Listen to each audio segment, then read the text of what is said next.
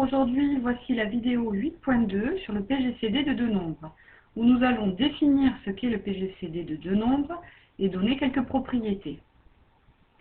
Alors, la définition du PGCD de deux nombres est, comme ces lettres l'indiquent, le plus grand des communs diviseurs. Donc le C et le D sont inversés, le plus grand diviseur commun. Donc si deux nombres entiers, donc on ne travaille qu'avec des nombres entiers, si deux nombres entiers sont nommés A et B, le PGCD de A et de B est le plus grand des diviseurs communs à A et B. On le note PGCD de AB, avec une parenthèse et où A et B sont séparés par un point-virgule.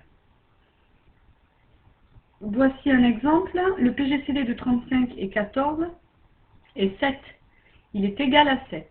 En effet, quand on regarde la liste des diviseurs de 35, on obtient 1, 5, 7 et 35. Lorsque l'on regarde la liste des diviseurs de 14, on obtient 1, 2, 7 et 14. Ils n'ont que deux diviseurs en commun, le 1 et le 7. Leur PGCD est le plus grand de ces diviseurs communs, c'est-à-dire 7. PGCD de 35 et 14 est égal à 7. Alors, quelques propriétés. Quels que soient les nombres A et B, voici deux propriétés que vous avez vues dans l'activité précédente faite en classe. Le PGCD du nombre A, quel qu'il soit, et de 1, est forcément égal à 1, puisque 1 n'a pas d'autre diviseur que lui-même.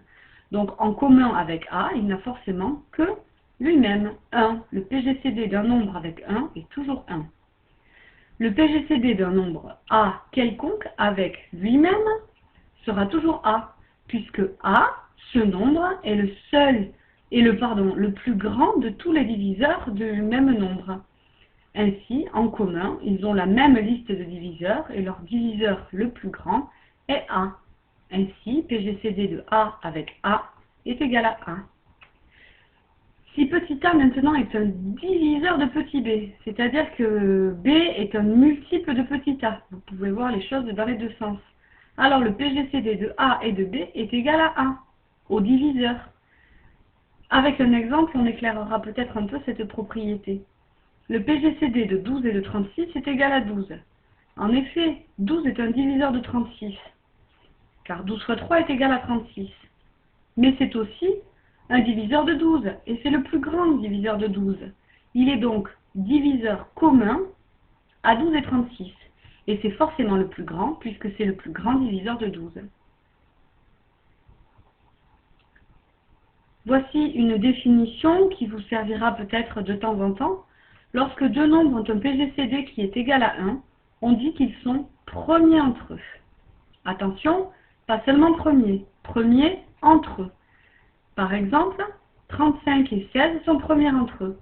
En effet, le seul diviseur qu'ils ont en commun est 1. Donc leur PGCD est forcément égal à 1. Ainsi, 35 et 16 sont deux nombres premiers entre eux. Voilà pour aujourd'hui. Merci de répondre aux questions. Laissez à la suite de la vidéo.